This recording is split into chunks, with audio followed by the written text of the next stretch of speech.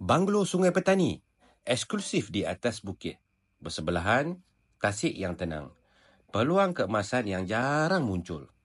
Unit konolot bumi dengan keluasan tanah 6,200 kaki persegi, termasuk tanah tepi, sekitar 40 kali 80 kaki panjang.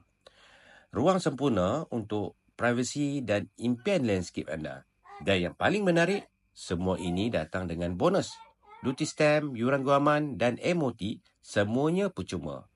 Kos ni bukan kecil ya. Anda boleh jimat puluhan ribu. Untuk anda yang menghargai kedamaian, keluasan dan nilai masa depan, boleh berhubung dengan saya, Heri Razak, BDB Land.